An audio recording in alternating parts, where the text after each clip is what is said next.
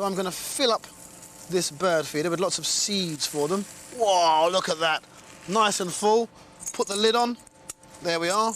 Pull the chain and hang it up for the birdies to come and get a tasty treat. And now, here's Springwatch.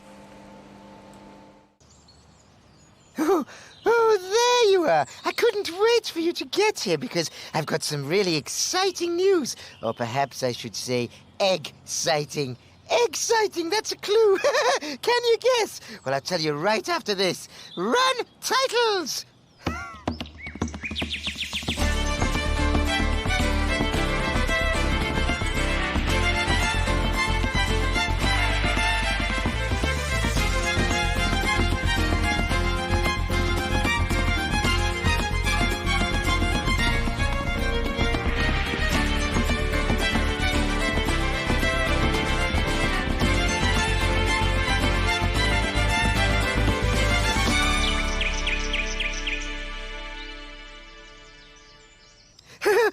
Welcome to today's CBeebies Springwatch. Have you guessed what the exciting news, egg-citing news is? Yes. The eggs have started to hatch. I can't believe it, but we've got 2 ducklings, 2 babies, yes. But before we go and see them, I must tell you what is coming up in today's program. The nature detectives will be on the trail of something mysterious that has been sighted in the loch. Jacob, Adam and David will be showing us what's in their patch. Or should that be what's in their pond? And we'll be hearing from Simon about whether the oyster catcher eggs have hatched. And of course, there'll be a surprise guest hiding in the hide, which is very exciting. But even more exciting than that is what's happening in the hatchery. Let's go over for a full report. Come in, nature detectives. Hello, Jackson. Now, we're here in the hatching house today and we've got some very exciting news. But first, let me introduce the detectives. We've got Detective Ellen. And Detective Jack. And we've got some great news here. What happened was, after yesterday's show, Jackson and I came back to the hatching house to have a little look at the eggs. And you know what? Yes, one of the ducklings was hatching. Isn't that amazing? And shortly afterwards, another one did as well. And this is what they look like now.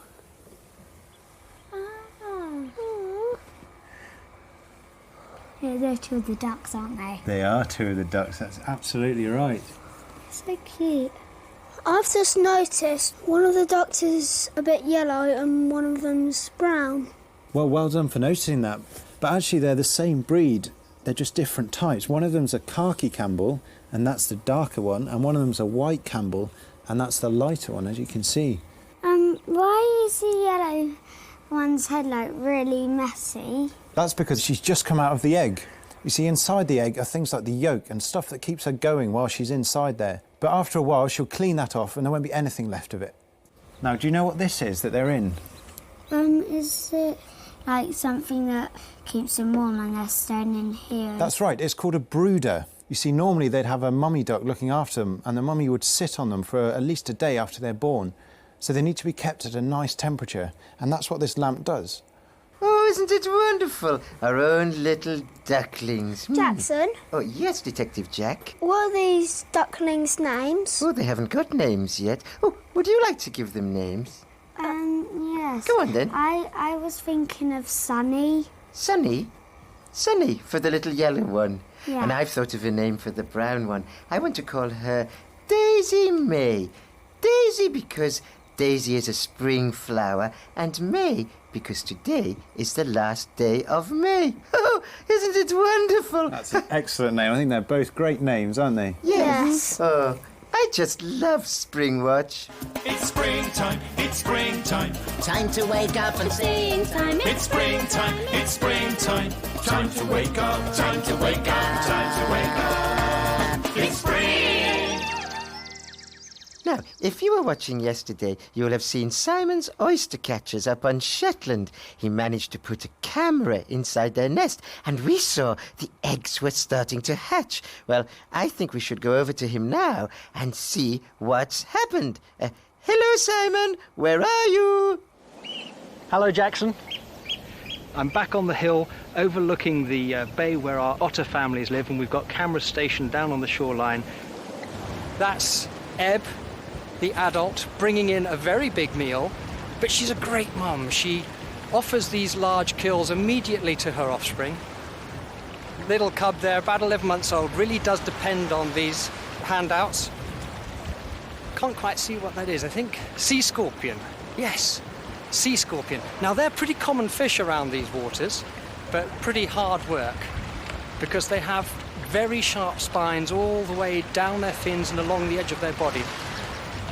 Razor sharp teeth. But he's got to be careful it doesn't get cut itself. Those spines could make a nasty cut on the inside of the otter's mouth, but clearly the cub has experienced these fish before now and it knows exactly what to do.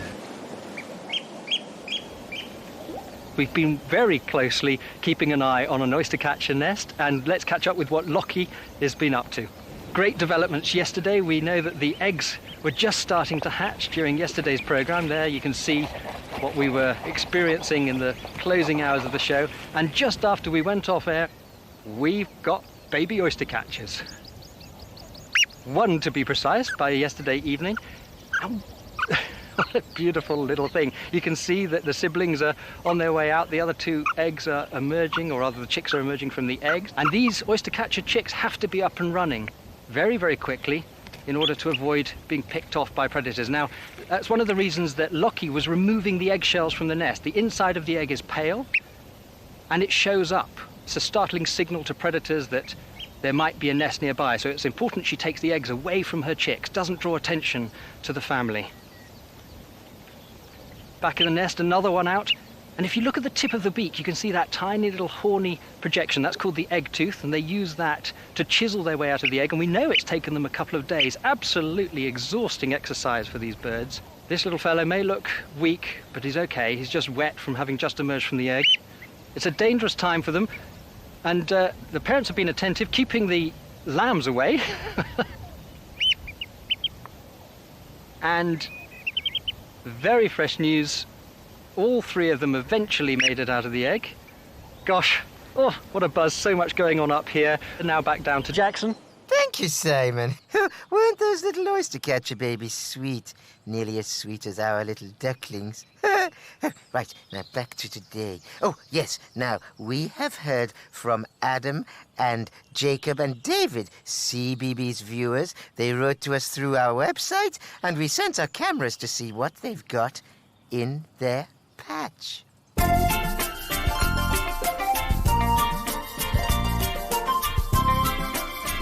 What's in your patch? Hi, I'm Jacob. Hi, I'm David. Hi, I'm Adam. Come and see our patch.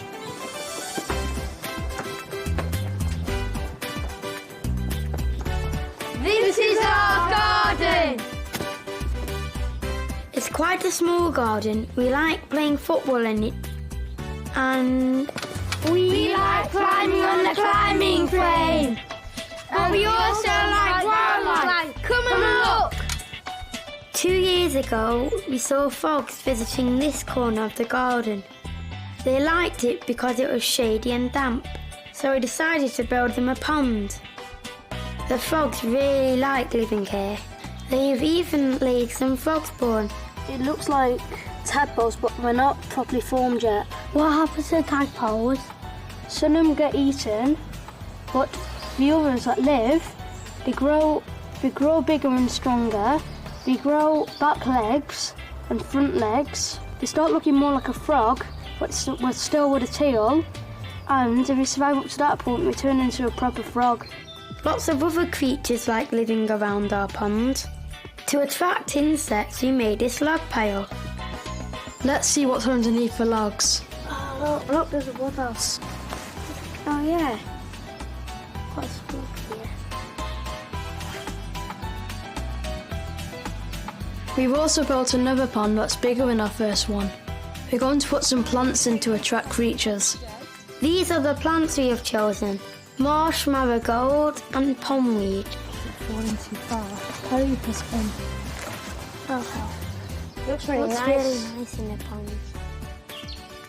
Every pond needs plants like pondweed. It stays underneath the water and puts oxygen into the pond. I wonder what creatures we're going to attract now. Well, that's our patch.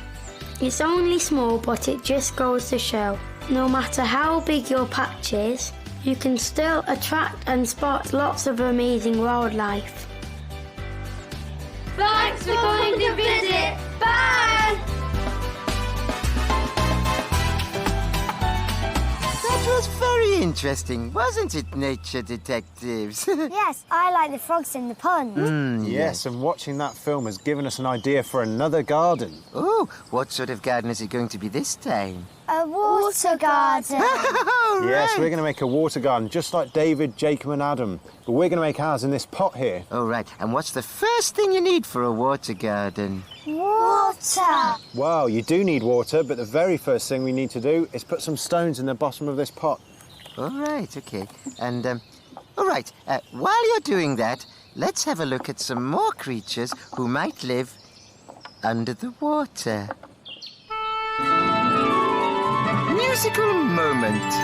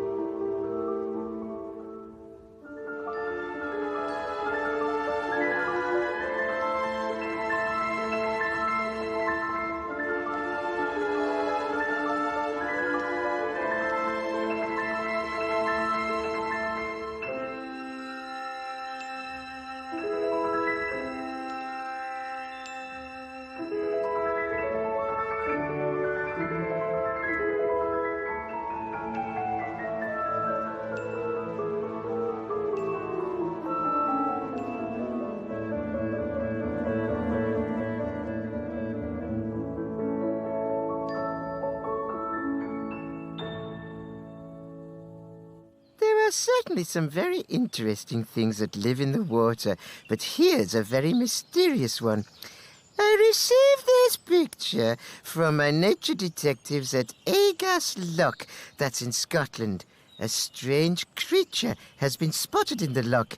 It could be a monster!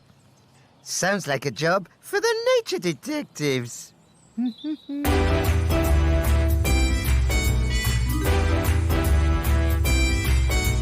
Nature detectives. Come in, nature detectives. Hello.